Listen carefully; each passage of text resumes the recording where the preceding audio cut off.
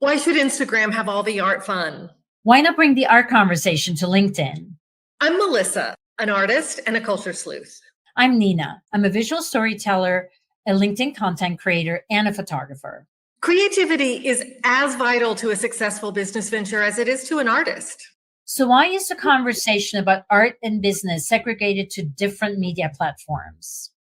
That's what led us to create a live show on LinkedIn. We interview fascinating experts and explore art and how it relates to business, technology, and education. Welcome to An Artful Life, curious conversations about the ways humans make and use art.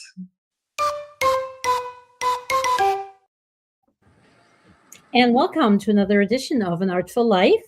And today we welcome Anna Carll. And Melissa, you have a lovely introduction for us. So please take it away. I will, with pleasure. I had been following the work of Anna Carll on Instagram for years. I love her compositions. I love the color. I love the textures. Just loved everything about it. And then recently I discovered we both have ties to Chattanooga. So we're probably less than 5 miles apart. And then another tie, our wonderful, incredible Museum of Art, the Hunter Museum of Art, has its 5th Invitational going on right now. This is when the curators handpick something between 5 and 10 artists from the Southeast and invite them to a show to show the best of our region. And Anna's work is in it this year, up right now. So we invited her to come and celebrate this event with us. And so Nina and I get to meet her in person. And here we are. So Anna, welcome to the show. Thank you so much for having me. It's a joy to be here. Before we get started talking about your work, would you tell us a little bit about your entry into fine art and the high points of your background to get our viewers live and otherwise acquainted with you? Sure, that's great. So I started out as a graphic designer and illustrator back in the dark ages before the internet. So you had to build everything by hand to show to clients. And I did that. I just loved that industry and thought that would be my career. And then desktop publishing happened and the internet happened.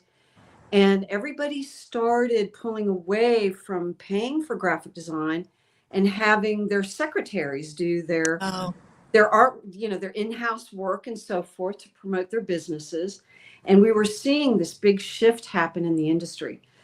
So, and I really, I did take to computers. I did love, and I still use Photoshop today. It's actually a big part of my fine art practice. We can talk about that later. But I really didn't I missed that hands-on, tactile building of comprehensives that you would do to show clients your design. Oh, right. And because, you build by hand, everything. We had to use letraset type and, put vellum and all of this interesting stuff and build brochures and amberlith folders. Amberlith. Remember all of that when you had to do the mechanical boards for the printing project? Yeah, the part of it. So that was, and it was really an interesting industry at that time. And then it started changing when it went digital. It got to where it started becoming less and less personal and less tactile. And I was like, I'm not really liking where this is going. So one day in between clients back in 1992 in Atlanta, I came across a place over in a little industrial section of Atlanta. I think it was I can't remember the name of the street. But it was the Artist Atelier. It was founded by Weta Canaday, who at the time she was in remission from cancer. And so, but we lost her 2.5 years later. Her, along with Joe Perrin, who was the dean of the Fine Arts College at Georgia State downtown, together they created the Piedmont Arts Festival, which still goes today. So I met her that day in between meetings and just really liked her. We clicked. Her first name was Anna also, but she went by her middle name of Wida. And so 2 weeks later, I signed up for her Monday night painting class. And she's the one that taught me to push paint around. So that kind of started more as a hobby thing for me. But as the graphic design industry continued to change, I found myself wanting to paint more and more. It just started to become sort of addictive. You know how that is. Oh, I do. It's like this compulsion that, it's a beautiful addiction. It's a very clean addiction. So I really wanted to paint more. And so I started doing that more and more and pushing the graphic design sort of to the back burner. And then I started approaching a few galleries in Atlanta to see if I could get into a gallery and get my work out there. And Bill Bender of Bender Fine Art did a studio visit, loved the work, wanted to take everything I had done, and it's about 25 pieces. And then 2 months later, he called me and said, Anna, we've sold all your work, 25 pieces in 2 months. And I was like, oh my God. Wow. So it was like off and running, but now you have to understand this was the 90s. And Right. This was when galleries were at their peak of selling. They had a monopoly on art sales at that time. We didn't have internet sales. We didn't have the art fairs like we have today. So it was a very different time. And I mean, super crowded solo exhibitions. I mean, they gave me 4 solo exhibitions when I was with them, and all of them were sellouts. So you just don't see that today. It's a very different art market. But that got me off and running. I'll say. So I really developed this great relationship with them. And to kind of fast forward a little bit, once I left Atlanta and moved out to the country for 12 years, so I could really do the fine art and be in more of a peaceful setting at the base of the Appalachians in north central Georgia. And then I got bored with the community. There just wasn't enough things going on other than the studio. And then that brought me to Chattanooga back in January of 2013. So that's when I moved here. And then I just dived right in. I became a member of the High Museum, I'm thinking The Atlanta Hunter. Museum. I joined AVA, our local arts organization, and got involved with that. And then over the last 13 years here, I've worked on 9 public art projects, and several of them were big, high-profile projects. Impressive. And I believe that is what got me on the radar of Nandini McRandy, the chief curator at the Hunter. I think it was the public artwork that did it. So that's a little brief synopsis of how I got to where I'm today. And then I will just add, in 2019, it was right before the pandemic hit, is when I really started exploring working with paper and collage. So I had just flat files full of, paper samples back from graphic design days, print cast-offs from, desktop publishing. And I just said, I don't want to throw this stuff out. A lot of this was gorgeous papers. So I said, you know what, I'm just going to start putting them into the mixed media work. And it was like I came home, because it gave me the connection to paper that was from the graphic design days. It took it into the realm of fine art and elevated it to that level. And then I started developing my own signature style with it, and got enough recognition on Instagram, where pretty big following of almost 54,000 now on Instagram, and getting so many requests to teach collage workshops. And so now I teach 4 to 6 workshops a year as well, with the method that I've devised. So in a nutshell.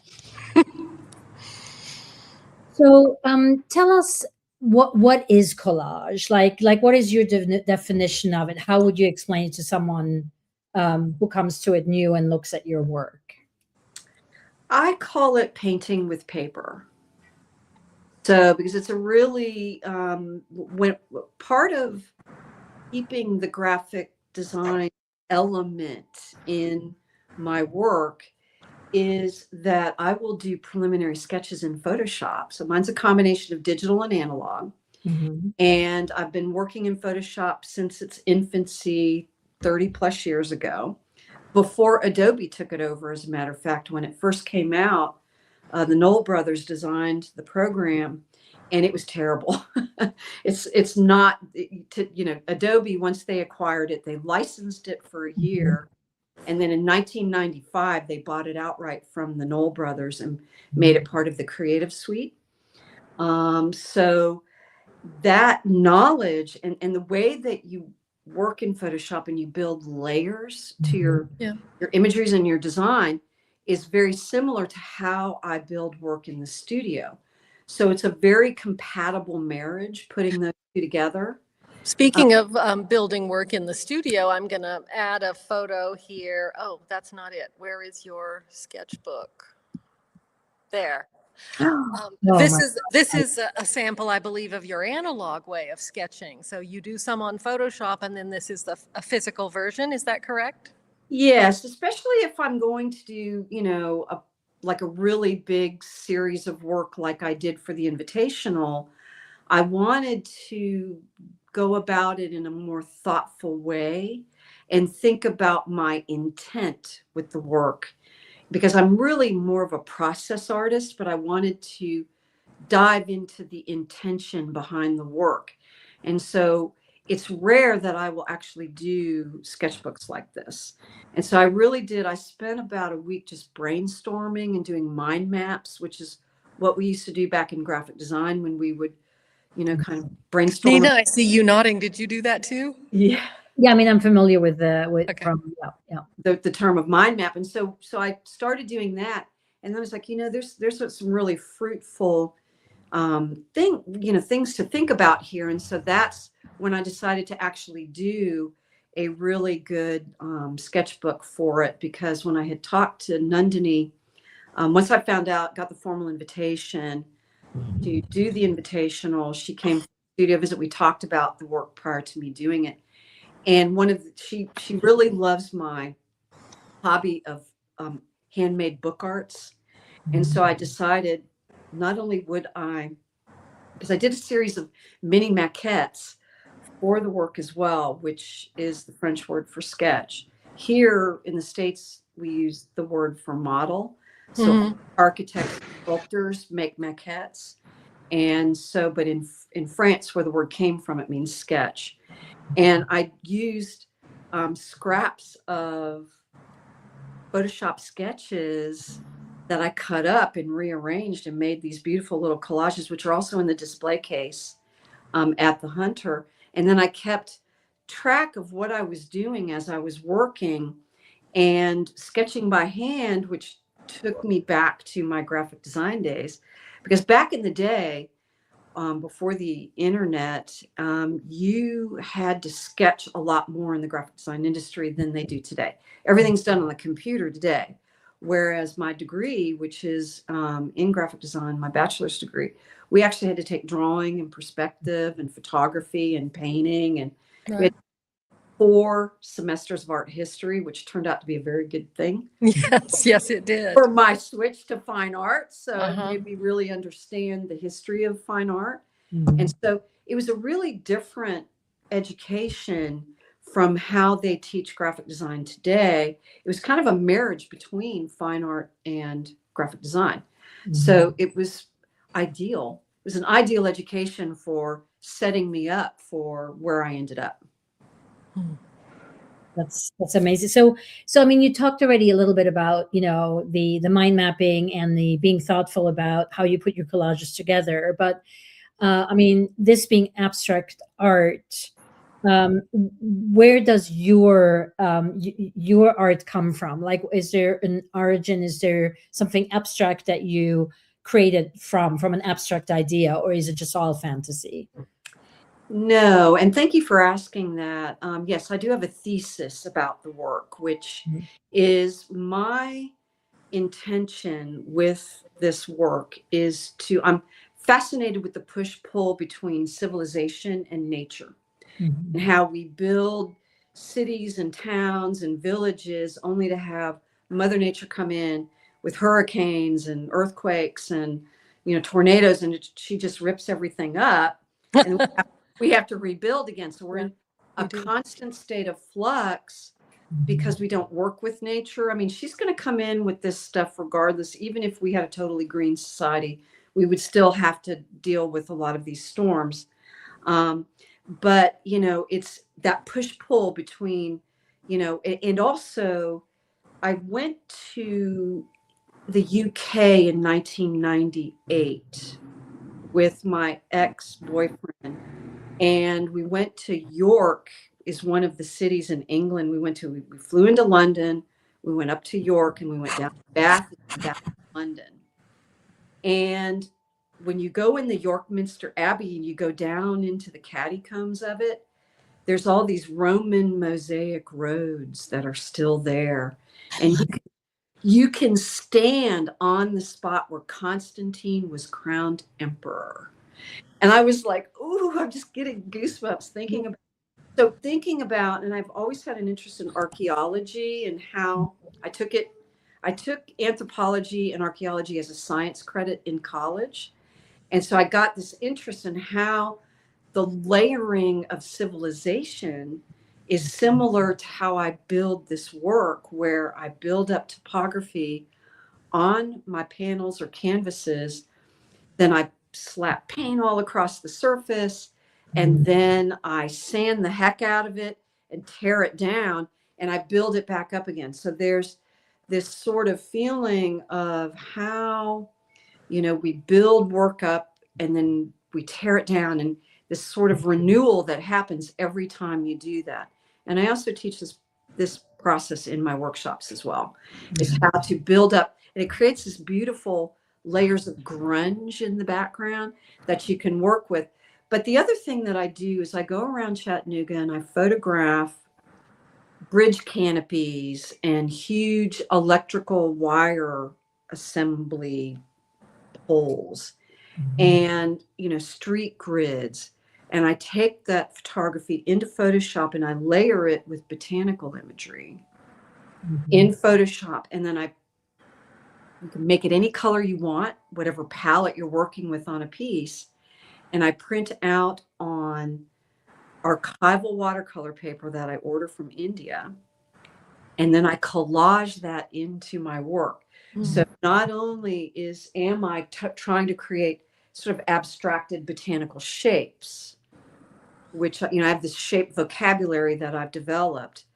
Within the details of this work, you'll find bridge canopy structure and utility wires and stairwells that are on their side, or fractured or upside down, because that's what Mother Nature does to what we build. She rips it up. And so, and that's the other reason that I love collage, is because you build it like a puzzle. I want to add my favorite one from the invitational to the stage. And I think that if you'll talk about it a minute, that all of those techniques are in this piece that I just love. Thank you. Thank you so much. That's the biggest piece in the show. It's 9 feet by 12 feet. So it is the largest studio piece I've done. And I have a 400 square foot studio. So it was a real challenge to build this. How I built this piece, you think about it as a construction project. At least that's how I do. And you build a foundation of the topography that I was talking about. And then you get to the layering of your kind of final shapes. And so I decided I wanted this big of a piece.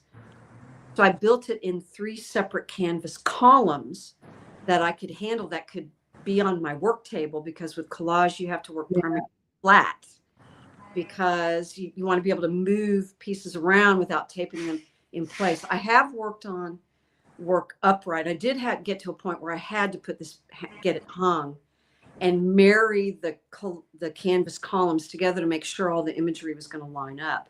Once I did the tabs on top and for hanging, and it takes on a kind of a drape of its own because it's unstretched canvas.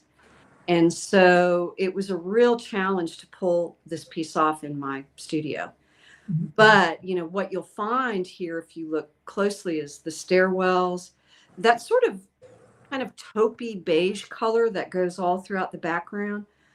I printed out pages and pages and pages and pages of a stairwell that I had fractured in Photoshop, and then it's fractured again when I cut it up and put it together for the large background that you're seeing that comprises the lighter areas of this piece. And so all of these collections are within the urban series. And that is my observations of city life, the street grids, the bridge canopies, the maps which if you saw the other pieces of the golden grid piece, the one on panel, is actually taken from a map of Chattanooga from 1871.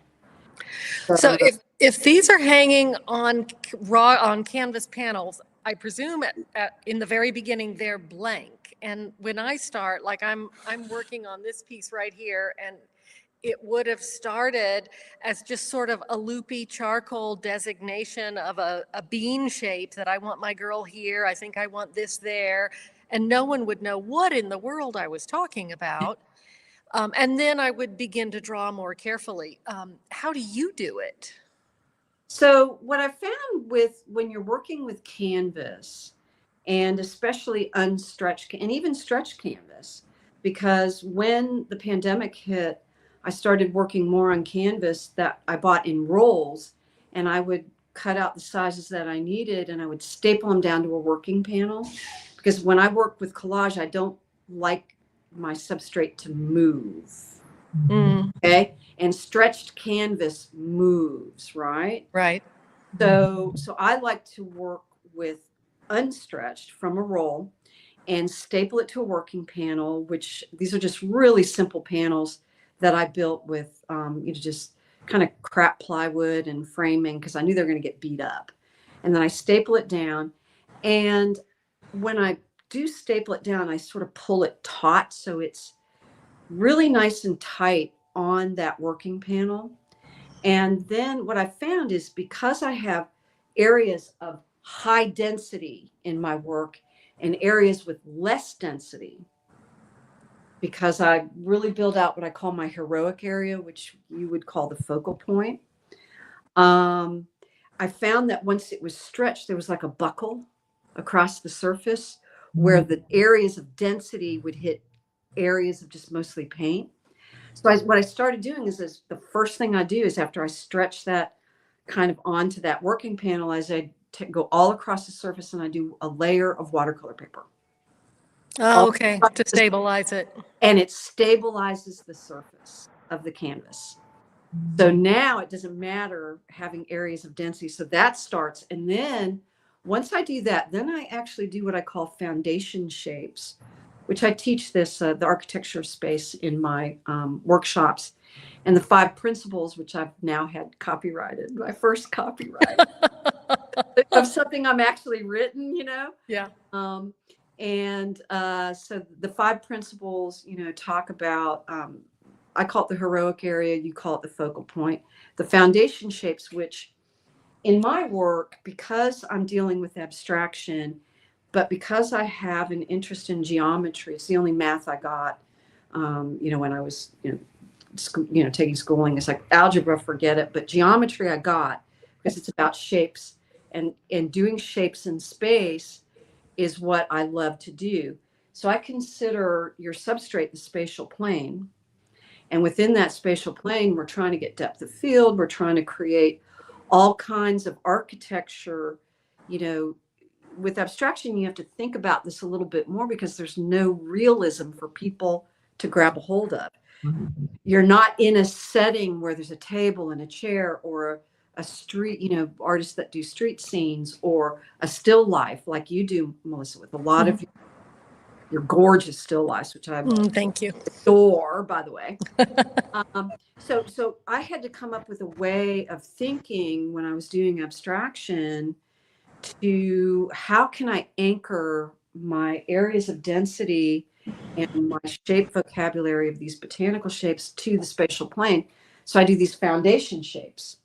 And so I actually start building out foundation shapes with another layer of watercolor paper. And then once that's gelled down and dried, then I just paint all across the surface because I like to start my base color with an intense warm color. And I'll either use a terracotta color or a really super hot pink color because I love using that sort of like, it's almost an Andy Warhol pink, but it's more Andy Warhol's pink. So that goes all across the surface. And once that dries, then I wet it and I sand it and I start destroying that surface and creating this history of texture that I build upon in the next layers. And what I do is I do a simple grid system like the old time artists. So I print out my preliminary sketch in Photoshop. I grid it off and I do the same grid larger on my I do that too sometimes. It's really useful. And I love working with grids. It's like, again, I think it's that kind of like that German aesthetic of engineering that's in my DNA. And then I just sort of follow the foundation shapes, actually give me clues of where the shapes are. And that's when I start building out that surface. I want to interrupt you here because I brought a photo that I took at the Invitational yesterday of one of your connection methods. This represents maybe 4 by 3 inches. So I know that's not a sewing machine. Yeah, that's stitched by hand because there is no sewing machines that will go through heavyweight cotton canvas, gel, and layers of paper and paint. So, I use, this comes from my book binding, my book arts practice. Yep. I use that, what we call a Japanese hand drill. And you hand drill into the surface to get those perfect holes. And the thread that you're seeing here is Irish linen waxed thread, which is what we use in book binding. Well, I love it. I had to bring that in because I just thought that the craftsmanship, well, for me, this level of attention to craftsmanship it's not necessary for the image from 20 feet back, but it fed my soul when I approached your work. Yeah, I really like that you bring that up because with abstraction, you want it to grab people's attention from a distance. But the only way abstract work is going to hold up is when the viewer gets close to the piece. Is there enough interest to keep you there and make you want to spend time with that work? So I believe in craftsmanship, and I believe in, and we had to do, from my graphic design days, you had to do exquisite built comprehensives to show clients what you were doing. And they couldn't be sloppy. They had to be pristine. They had to be beautiful. So that cross-pollinated into what I do today. So all of that. So with collage and with the sewn work, all of it came together, to just, and also all these lessons that my mother tried to teach me sewing when I was a kid. She was a really, really super seamstress. She could, she cut coats and clothes. She made a lot of our clothes.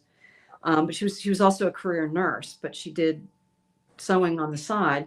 As so many of our mothers did. At that, she was a Depression era kid. So, you had to make all your own clothes, back then. You couldn't, there was nothing in the stores. People couldn't afford to buy clothes back then. So you made everything. And what I didn't appreciate was those lessons until I got into book arts as a hobby. All of those lessons came back from and made me feel really connected to my mom, who's no longer with us. Both my parents have been gone for quite some time. So, That's beautiful. So how does revision, like, I mean, so the when you make the small, like you were talking about doing the grid, which by the way, even I do for small, pencil drawings. I always have a grid. Do you use the grid, are your pieces all that on the bigger side? So you do go from something smaller to making it bigger? And then what is the revision process? I'm curious if there is one. yes. So yes, it's, because the Photoshop sketch is usually just printed out on an 8.5 by 11 size sheet, right? And with abstraction, what sells the most, people who buy abstraction, they want big work. So the majority of my Often work, true, yeah. the majority of my work is large. This 60 by 40 is a typical size for me to work on, which is this piece right here. So And that one there too. yeah, and then the smaller one here on the easel behind me is a 40 by 30, which is about the smallest I like to go. I don't like working small. I need more real estate to be able to build and construct what I construct, and to be able to get all of my, the thesis of my intention with the, infrastructure imagery, and building up and tearing down and building up. I need more real estate to do it, to be satisfied with it. So yes. So, and as far as a revision process, there comes a point where I toss the sketch aside.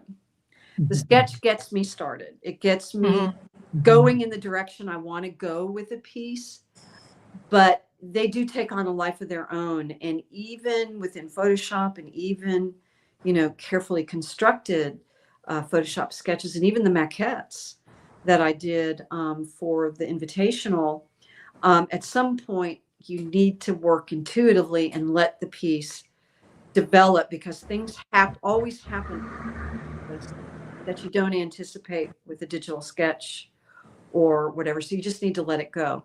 And there's a piece on my work table over here I've got right now that that I'm working on, and it, I let it sit. I propped it up. I thought it was done. Right? How many times has that happened to you, Melissa? It happens. Walk in the studio one morning and you look at it and you go, "Oh my God, Yeah. what was I thinking?" So the whole upper left quadrant had to be rebuilt. So I was like, okay, and this section over here on the right side, it needs to be reworked. So what I do is I get out the sander, and in this case, because I've got so many layers built up and so many layers of gel, I'll get out my small radial sander, little circular sander, and I will wet the surface and grind it down. And then I'll get a finer sandpaper block and then smooth it out, and then I'll usually just paint back over that area and then build that area back up.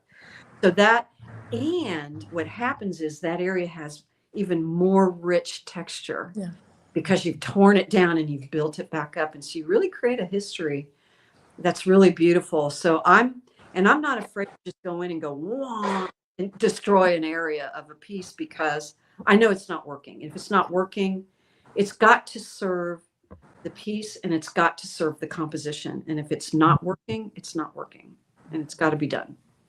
So I'm good at sacrifice. In my workshops, they call me the great eliminator, because I make them go in and they fall in love with all these areas across the surface, but it's not working. And so I make them eliminate. I make them edit and eliminate. So my students started calling me the great eliminator. I had an editing teacher of that ilk who said, you take your favorite piece of the film and you throw it out.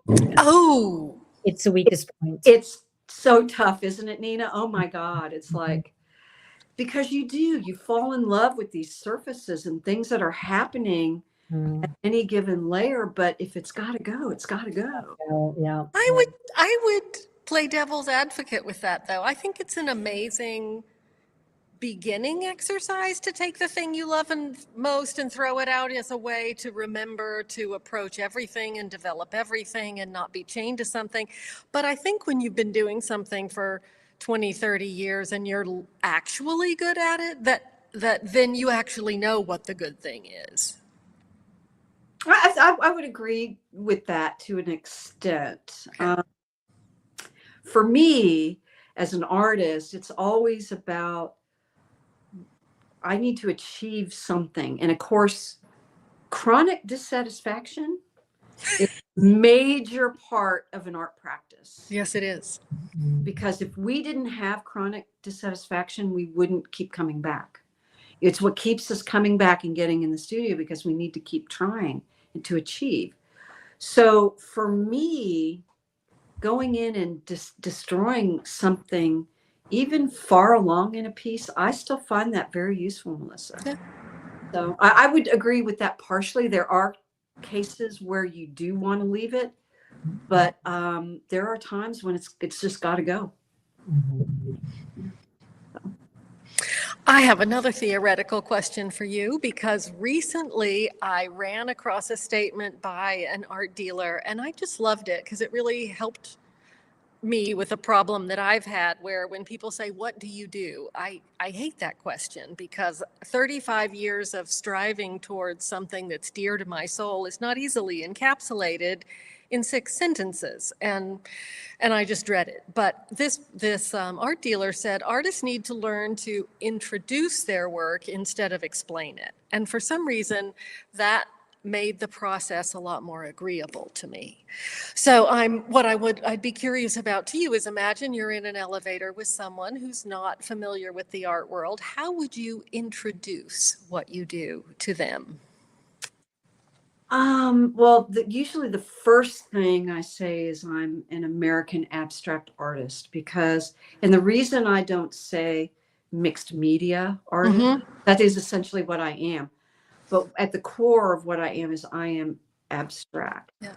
And so, and then I usually will say that first, and then say, oh, well, what type, what type of abstraction do you do? And I say, well, it's definitely non-representational, but it is also an abstract equation that generates or displays my shape vocabulary and my color palettes. And so there's a great quote by a UK artist that I follow, Sam Locke. And usually what I say is he's a minimalist painter. So there's even less material for you to grab a hold of with his work. And what he has said, and I quote him a lot, is abstraction provides a point of departure for the imagination of others. That's lovely. I love that quote. And that's usually what I say is I create these colorful abstract pieces, but you finish the story. When you come in, you look at this piece, or any of my work, you're going, you finish the story, you finish the narrative, you bring into it where you've been, maybe your lack of understanding of the abstract world, or even art world in general. Could be, say, a construction worker who's looking at my artwork, right? Yeah. Wherever you've been, whatever you've experienced, you're bringing your own narrative to the work. And I've developed a very thick skin because I grew up with 4 older brothers. So I've had people look me right in the face at openings and say, I really just hate your work. And I said, well, that's absolutely, you're right. And I said, now tell me why you hate the work. And so basically I put it back on them to describe to me what it is they don't like about the work. And then usually and I treat them with respect, because once you open that door to a dialogue, even of someone who doesn't like your work, I will learn as much from him as he might learn from me in me describing what I do. So I would say it's a combination of trying to just talk about color palettes and a shape vocabulary to the layman who doesn't know what art is, and that, you finish the work because you come to it, you bring your imagination to it. And I am constantly amazed at what people see in my work. They'll describe stuff to me that I'm like, oh my God, where did that come from? I'm thinking that. I don't say it, but I'm thinking that. And I'm like, you know what I'm saying? It's like, I swear, I had a guy at an opening, and I had this really interesting grid piece, and it was one of my urban grids. And so it was like a bird's eye view looking down on street grid structure, right? Mm-hmm. Totally abstract, beautiful yellows and tans and some blues and greens in the palette. And he looks me right in the eye and he goes, "You see, I see Abraham Lincoln sitting there." And I'm like, "Oh, really?" I'm like, "Okay, well, show me where is it?" And he showed, see, here's his head and shoulders, and that's that street structure right there. That's the back of his chair, right? And he's sitting there, and I still didn't see it, but I was just like, that's really interesting. I'm really glad you found something to grab a hold of. Yeah. And not our previous guest, but 2 guests ago, we had a still life painter from Australia. Her name is Chris Canning, and she does beautiful still life. And we had one of her pieces on, and it had 13 objects in it, and that's what it was. Title was 13 Objects. And she said she had someone come up to her at an exhibition and say, "This is the Last Supper. It's the 12 disciples and Jesus Christ." Because she always had a dominant colored one thing, and then the 12 around it, and and it was a theme she had, I think. So yeah, it was very funny. I'm like, okay, fine. So that really expresses the point, is that people, viewers, they finish the narrative. They come in, and I'm actually usually delighted to hear what people think, see in the work. It's like, oh wow, that's some of it is like unbelievably insightful too. Sure. I mean, I've had total laymen's come to shows and say, I don't really get abstraction, but I'm seeing this, and they'll describe what they're seeing, and it's like, wow. And it really makes me think about my work and what I'm doing, what my thesis is, what my intention is, and it just brings up a whole new conversation in my head, of what I'm doing, and somehow that comes out in another piece. So I love this circular relationship between artists and the viewer, and how it comes to play. I think it's a really beautiful thing. That's really amazing. Yeah. I do too.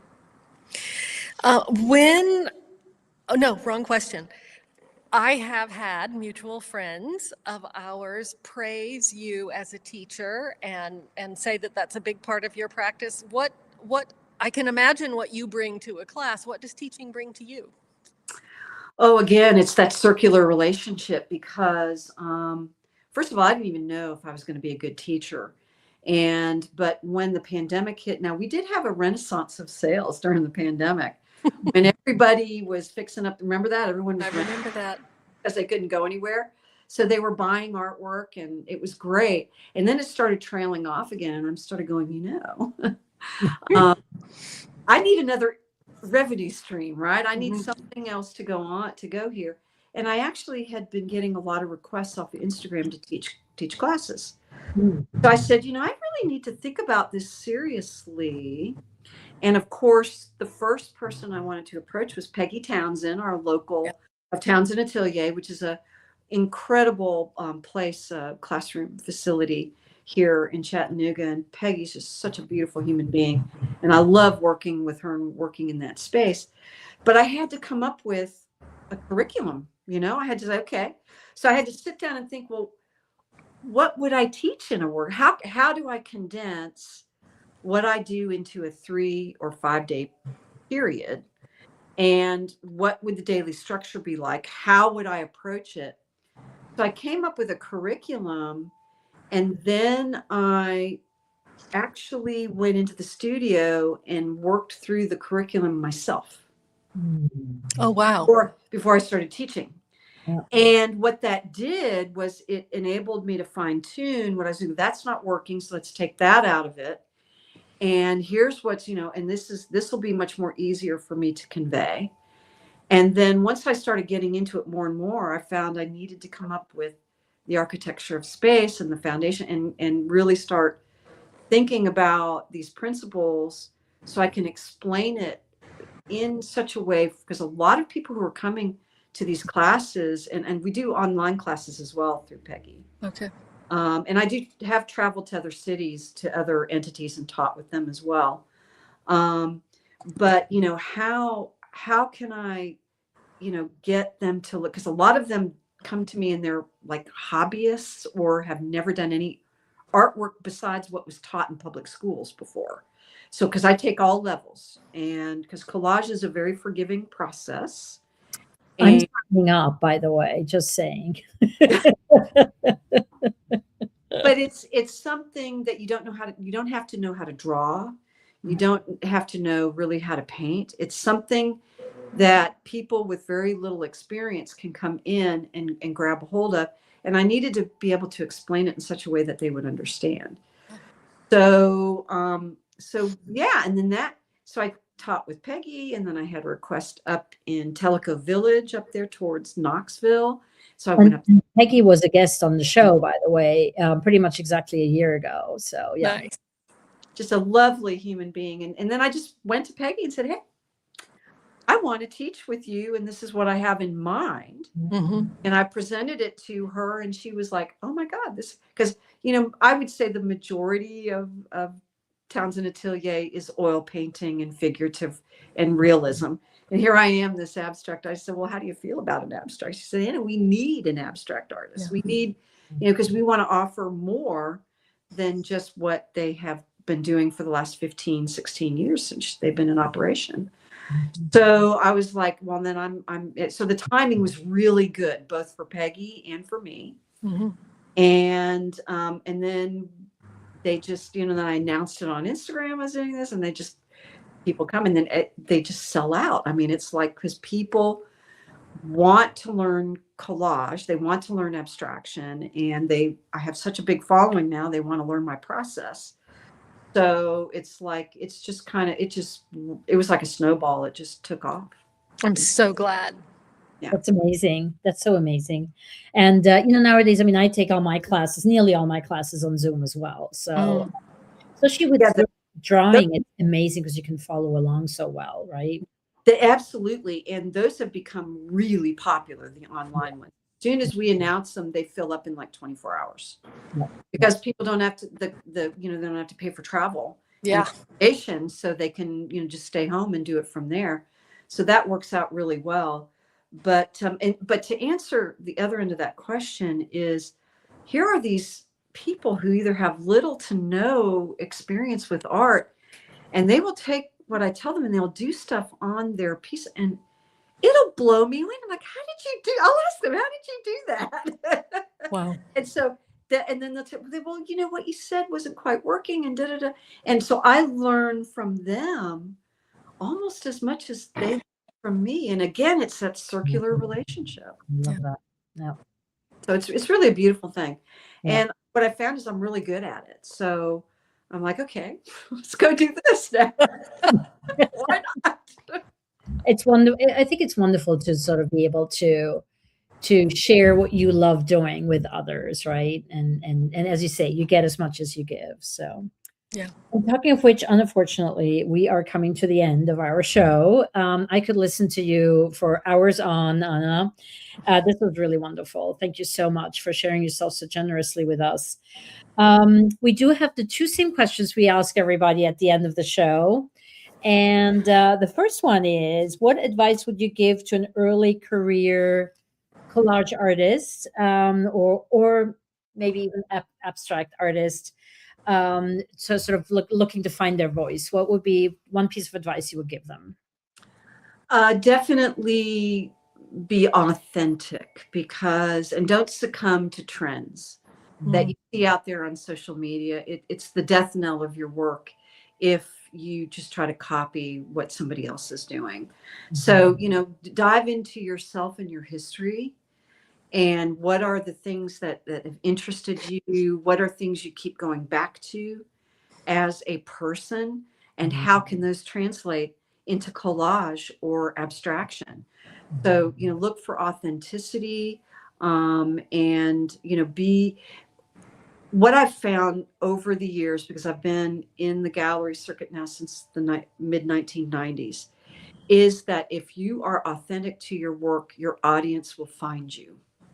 So if you succumb to trends, you'll just get buried in the pile of everybody out there, and you won't be able to develop a name for yourself as an artist. So you be true to yourself, be authentic, and your audience will find you. That's beautiful. Thank you. And it's advice that will feel good to follow. Absolutely. Absolutely. Melissa, last question. With great pleasure. Imagine that you are headed off on a trip for 10 years or something, and you can take one piece of art from your home or your office. What would you take with you? We're trying to get at something precious to you that you live with in your life. And it doesn't have to be practical and small. Just what is your favorite piece? What do you grab? Fair point.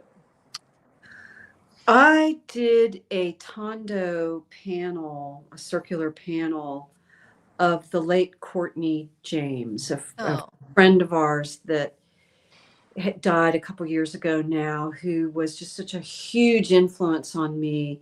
We became such good friends. And I didn't know that. Even though he worked within the realm of reality and figurative work, he really embraced what I was doing with abstraction and he was such a beautiful, beautiful human being.